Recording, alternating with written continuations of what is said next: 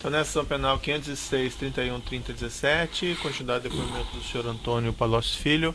Senhor Palocci, o senhor estava relatando então esse encontro que o senhor teve com a dona Marisa. Dona Marisa, então, eu falei para ela que o presidente Lula tinha pedido para eu atendê-la e ver se podia ajudar alguma coisa. Ela me relatou que o Lula estava com muito pouco tempo e ela queria agilizar a busca de um local porque ela estava vendo já, ela estava no Alvorada, onde estavam todos esses bens, que ia sair de lá caminhões com esses bens e ela ia ter que lidar com isso. E disse para mim nesse dia que o senhor Bunlai, José Carlos Bunlai, que era amigo da família, e o senhor Roberto Teixeira, que também é um advogado amigo da família, estavam cuidando desse assunto. Falei, ok, se precisar de algum apoio, eu estou à sua disposição, tudo. E voltei ao presidente Lula. Conversei com ele de novo, falei, escuta, mas como que você está pensando? Ele falou, não sei, eles estão achando um local, vão ver uma forma de fazer tudo. Dias depois o doutor José Carlos Bunlai me procura. Aí acredito não, com certeza no meu escritório em São Paulo.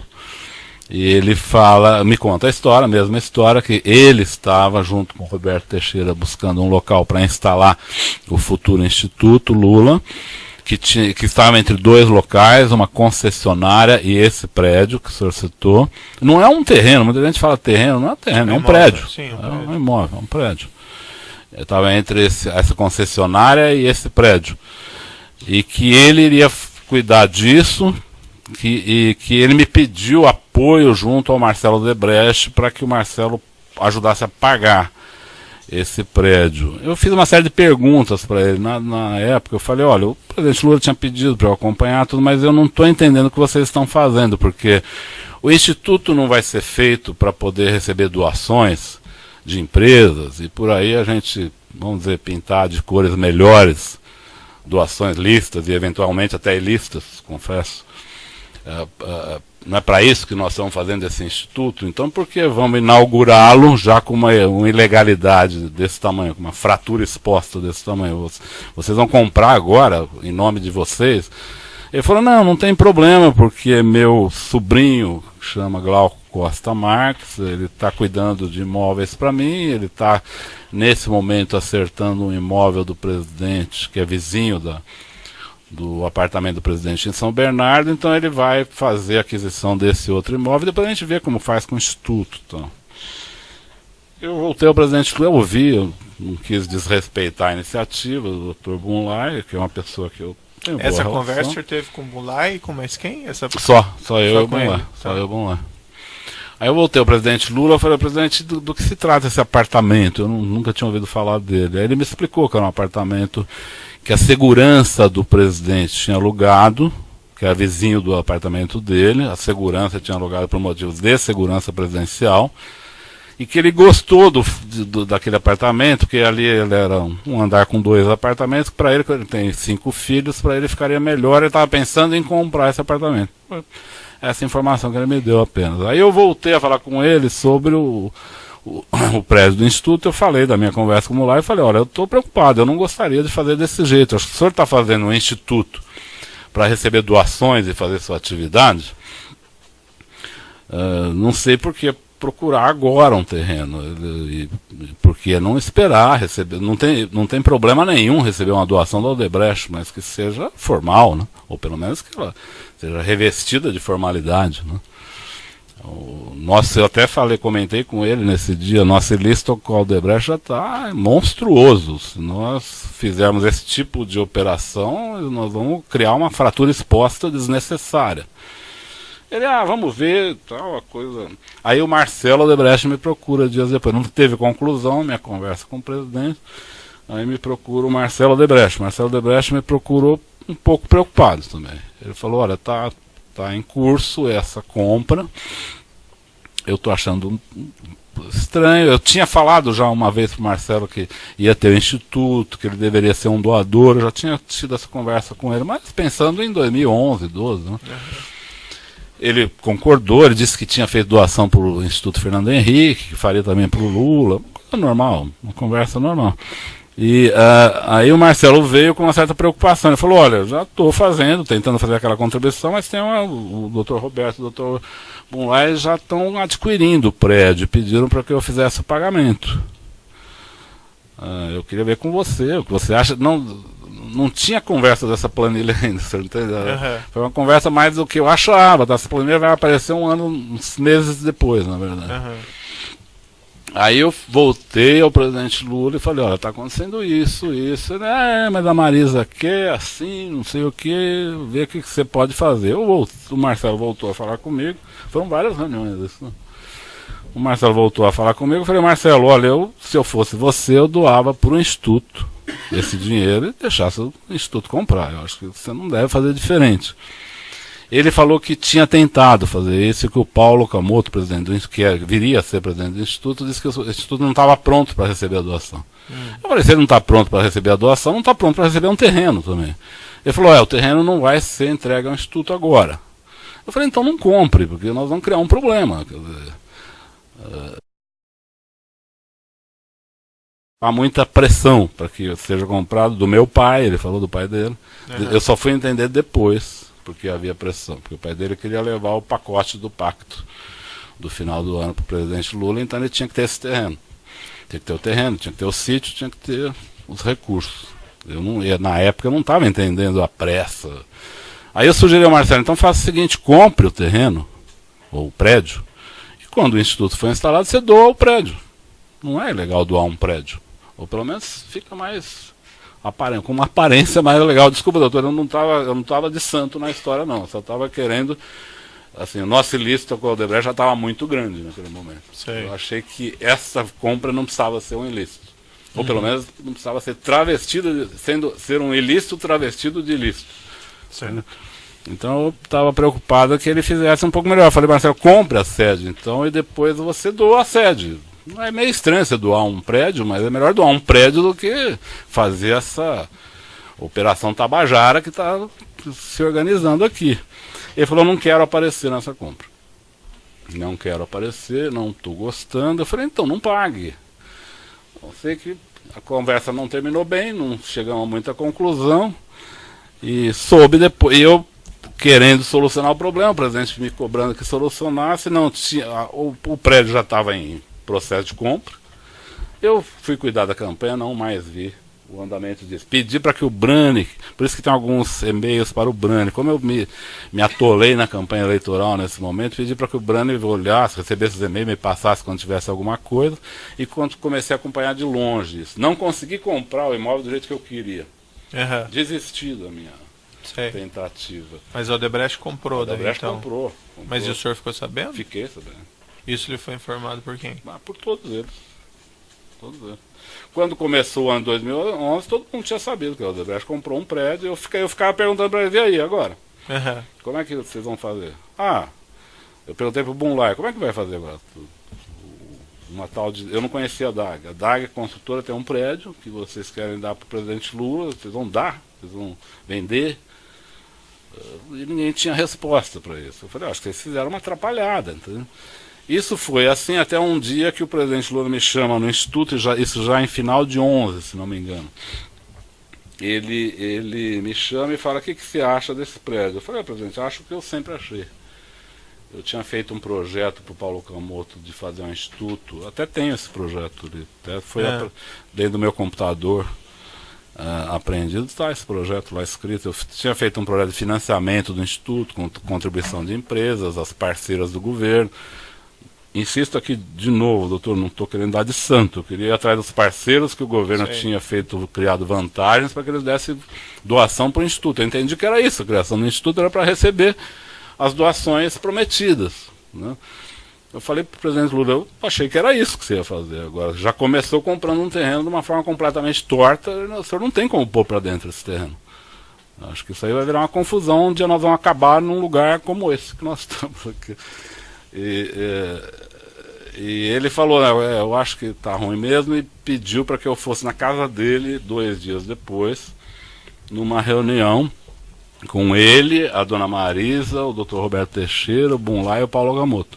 Por que ele pediu para que eu fosse? Eu falei, olha, não tenho, eu me distanciei desse assunto, o prédio está comprado, eu não posso fazer nada. Ele falou, não, vá lá e me ajude a convencer a Maria, dona Marisa, de que esse prédio é inadequado, a compra foi inadequada, porque se eu fizer isso, ela vai ficar brava comigo, porque ela fala que eu não cuido disso e tal. Se você fizer, ela vai entender melhor, porque ela gosta de você, ela te entende, então. Eu fui lá achando que ia ter uma discussão, uma briga com a dona Marisa, mas na verdade tive uma briga com o Dr. Bunlai e o Dr. Roberto Teixeira, que achavam que a compra tinha sido absolutamente normal. E acho aqui, doutor, que do ponto de vista deles, que são homens de negócio, era normal. Então, não estou aqui criticando as pessoas, não. Do ponto de vista de negociadores, de pessoas de negócio, comprar, alguém pagar, alguém pôr outro para pagar, tá? Isso no mercado ocorre. Mas no conjunto era um ilícito grave aquilo. No conjunto, considerando a pessoa do presidente Lula, o governo, o Odebrecht, o Instituto Lula, aquilo era uma fratura exposta, era um convite à investigação. Né? E como é que as coisas... Aí a reunião andou mal, foi muito ruim, mas a dona Marisa, eu quero ser honesto com o senhor, não fez nenhuma exigência, ela concordou na hora e achou que devia dispensar esse prédio, por isso esse prédio foi dispensado. E aí como é que ficou? O Odebrecht pagou pelo prédio e daí não ficaram com o prédio, e daí como é que... Aí eu soube depois pelo Marcelo. O Marcelo me falou, ele estranhou, que não quiseram. Eu fui a ele, falei, olha, eu até falei para ele, desculpa, mas eu participei da decisão de não querer esse prédio, porque ele está, vamos dizer, bichado, né, do ponto de vista de licitude. Né? Não tem como. Ele falou, então eu vou pôr a OR, uma parte da Odebrecht imobiliária, para tentar outras alternativas, vou ver um jeito de repor esse dinheiro. Não é? E vamos ver se a gente arruma outra alternativa. Ele reagiu com naturalidade. Né? E foi isso. Nesse processo, embora o senhor tenha feito esse relato, nesse processo tem alguns documentos aqui, eu só gostaria de indagar rapidamente ao senhor sobre eles. Ou antes, o senhor Branislav Conti, que o senhor mencionou, era seu espécie meu secretário? Ele, na época, ele trabalhava comigo no Congresso Nacional. Sei. E ele, qual que era o grau de conhecimento que ele tinha dessa? Aí, doutor, vou ser bastante sincero, assim como não fui econômico em dizer quem fez o que, não vou ser econômico em dizer quem não fez. E eu diria que duas pessoas, das pessoas acusadas nesse processo, não têm nenhuma responsabilidade no que ocorreu. Uma delas é o Branislav. Tudo que tem o nome do Branislav, o senhor pode pôr meu nome em cima, porque era coisa minha. Era coisa que eu pedi para ele receber um e-mail, me passar um e-mail para o Marcelo, coisa apenas de transmissão de mensagem, de me alertar sobre uma coisa importante, porque eu estava numa campanha eleitoral, viajando para 3 estados no mesmo dia. Então eu pus ele de plantão para ver outros problemas que não da campanha, que ele administrava e me alertava. É só isso que ele fez. Então, no nome, onde está Brani, pode pôr Antônio Palocci, por favor, porque corresponde à verdade. E a segunda pessoa que também não cometeu nenhum ilícito nisso foi a dona Marisa. A dona Marisa, acho que merece ser considerada, não pelo fato dela não estar mais aqui, mas também pelo fato de que ela não fez nada de errado. Ela queria apenas buscar uma solução para o problema. Agora, nós todos os demais, eu digo nós, eu me incluo, fizemos uma operação bastante o senhor Branislav não sabia condenável. Que havia esses acertos ilícitos entre ele nem tinha o ideia. Odebrecht e o presidente Lula? Ele nem tinha ideia. Não? Ele não participava de nenhum nível de decisão. Ele não participou, por exemplo, de nenhuma das reuniões minhas com o Marcelo.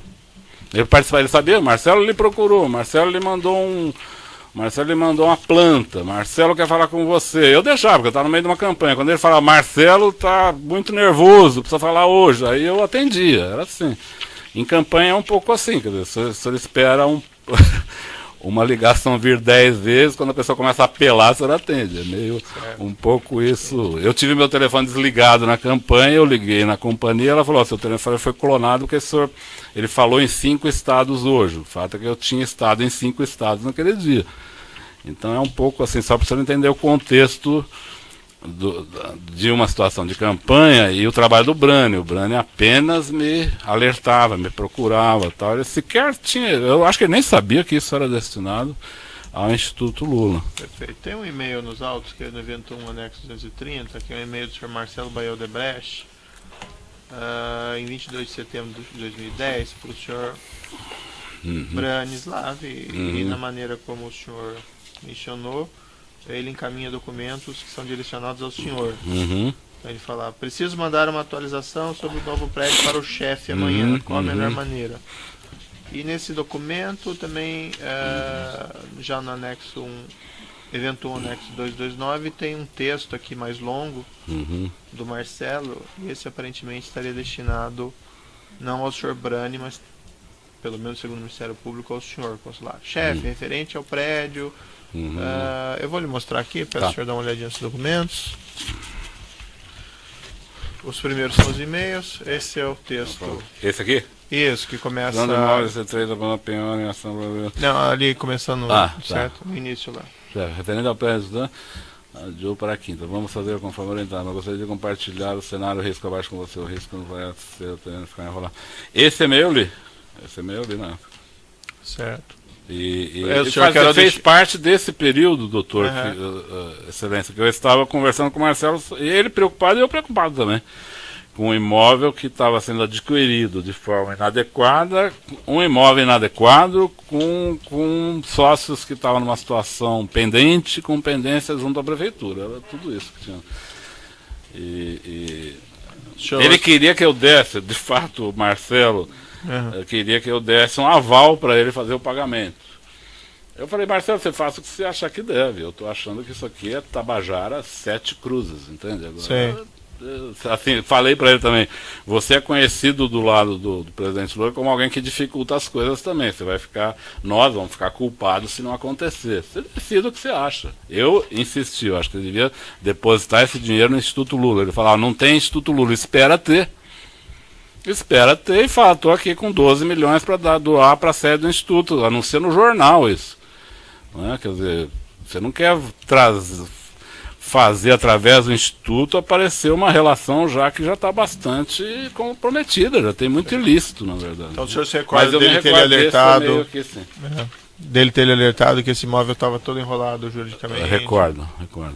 Eu sabia, acho que o Bunlai também me falou que tinha problema de família, que ia ter pagamento por fora. Que eu falei, olha, eu acho que vocês não deveriam fazer isso. Pagamento no exterior eu nunca soube agora há uma semana, doutor, que teve pagamento no exterior. No evento 928, anexo 37, tem uma anotação de agenda tratando de uma reunião. Supostamente estaria o senhor, peço só para o senhor dar uma olhadinha. Evidentemente o senhor não deve recordar as datas, mas o senhor se recorda de ter participado de uma reunião com o Roberto Teixeira e com o executivo da Odebrecht Eu não conheço o Dr. Paulo Melo nem o Rodrigo Salles. Eu vi no processo essa reunião. Essa reunião, não, acredito que não tenha ocorrido, porque até hoje eu não conheço o Paulo Melo nem o seu Rodrigo Salles. E não fiz nenhuma reunião com o senhor Roberto Teixeira sobre este prédio.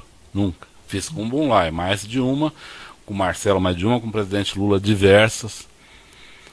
Eu conversei com o seu Emílio, com o Alexandrino, com todas as pessoas, mas nunca com o senhor Eu tinha entendido antes que o senhor disse que tinha se reunido com o senhor Roberto Teixeira também, sobre esse prédio? Não, sobre o prédio não.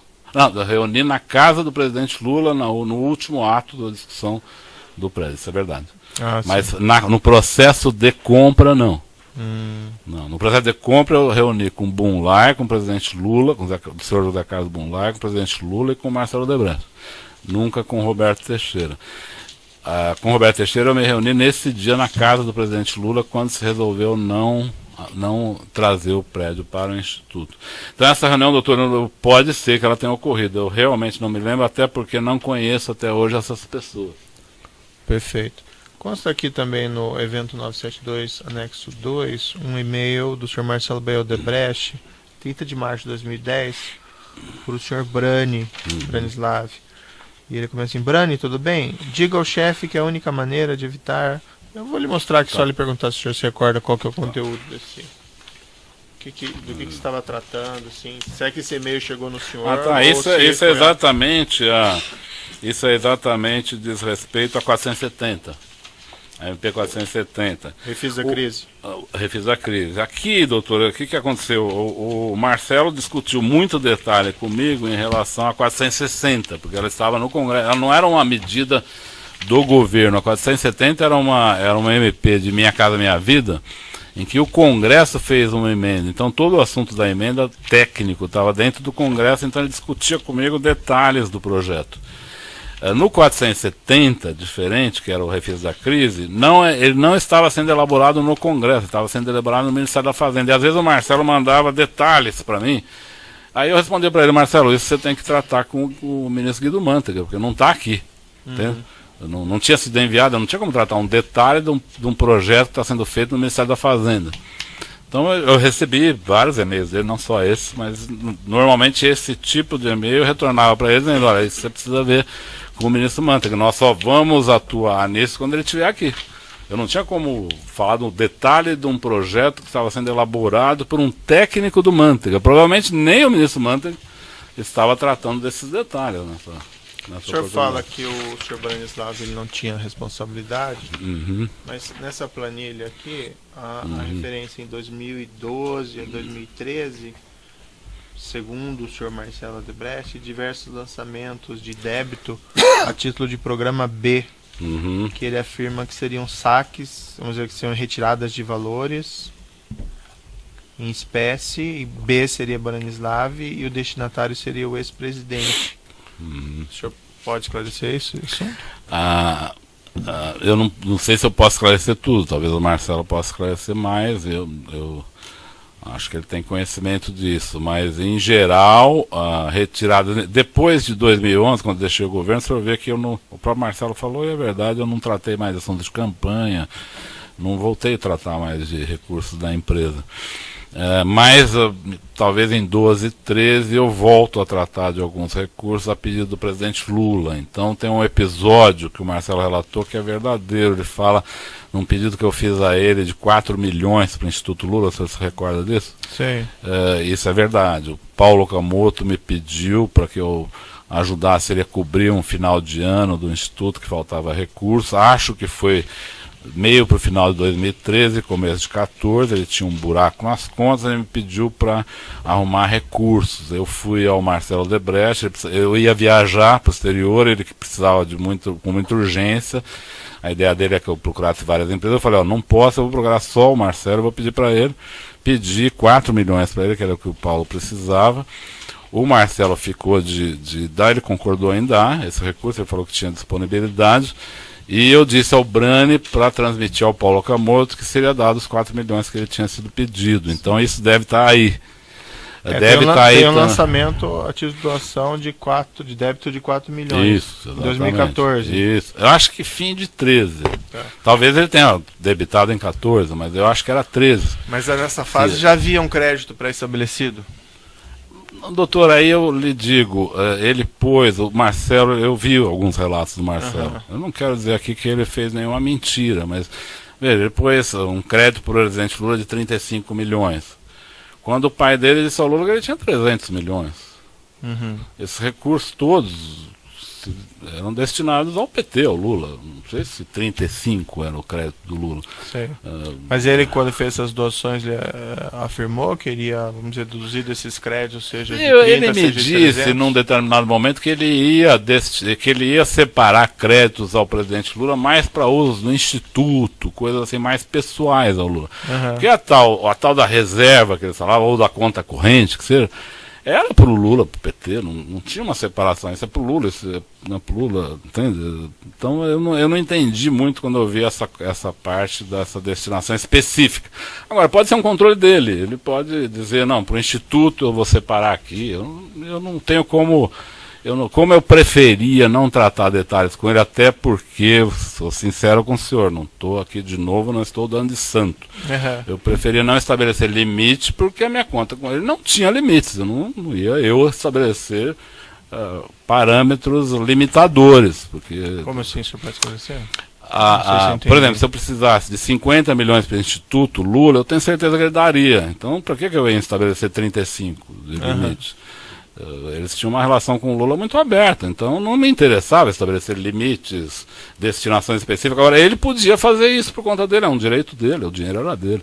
Então eu não posso lhe explicar detalhes disso. Agora, posso lhe explicar que eu pedi dinheiro para o Instituto, que muitas vezes mandei o Brani entender com o pessoal do Marcelo sobre o Instituto, em algum período o Paulo Okamoto me pediu um dinheiro em cash com uma certa permanência, que também foi buscada na operação estruturada da Odebrecht. Mas aí era enviado o Branislav para fazer... O Branislav que ia tratar o detalhe.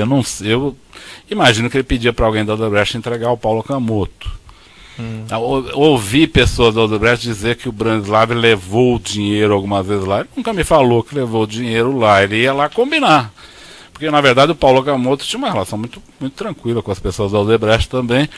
E ele pediu, o Paulo Okamoto pediu várias vezes durante uns 3, 4 anos para que eu arrumasse recursos em cash para o Instituto. Eu até, de novo, perguntava a ele, olha, o Instituto não serve para formalizar doações, só por que vamos pôr recursos em cash? Ele falou, não, tem algumas necessidades mais particulares assim que nós não queremos contabilizar.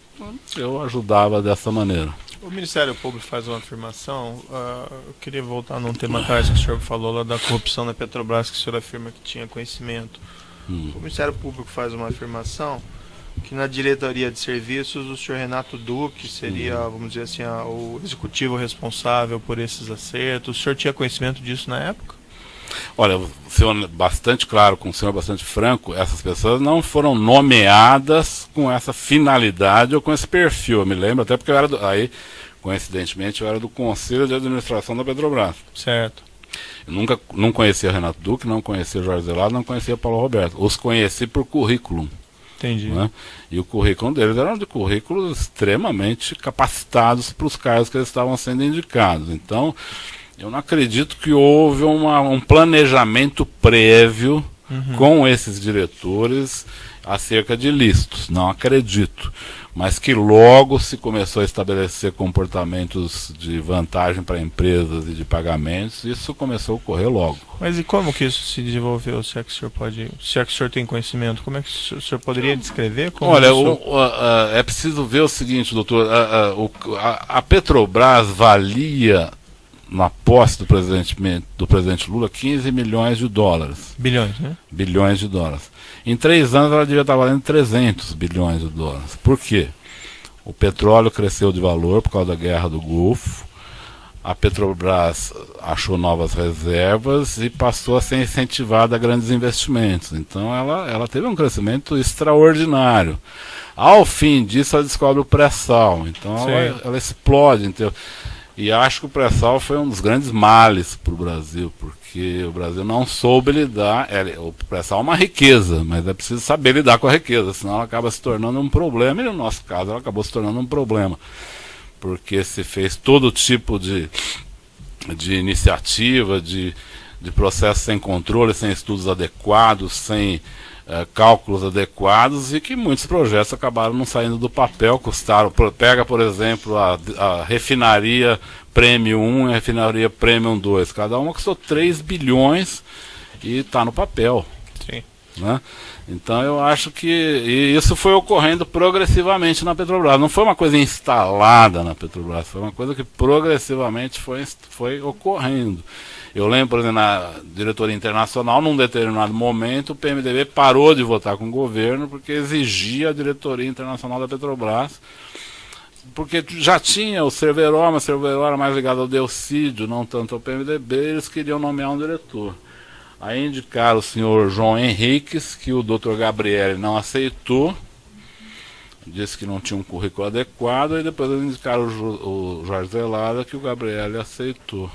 Mas e se tinha conhecimento que os diretores, apesar de não serem nomeados necessariamente para isso, tinham por função fazer essa arrecadação para os partidos também? Tinha. Em cima de contratos da Petrobras? Tinha, sim. O senhor tinha esse conhecimento, né? Eu tinha esse conhecimento. Tanto doutor, que eu lhe relatei, em 2007, o presidente Lula senta comigo e fala, eu tenho ouvido falar que a diretoria de serviço, a diretoria internacional, a diretoria de abastecimento está tendo muita corrupção. Isso é verdade? Eu falei para ele, é verdade. Eu sabia. E ele sabia também? Sabia também. E esses valores, inclusive... Ele estava preocupado com isso, mas quando veio o pré-sal e aí vieram investimentos de todo tipo, ele perdeu as preocupações e mais. Ele até chegou a encomendar que os diretores, a partir daí, fizessem mais reservas partidárias. Tá, já vou interromper o município pelo tamanho da ordem, nós já voltamos a essa questão.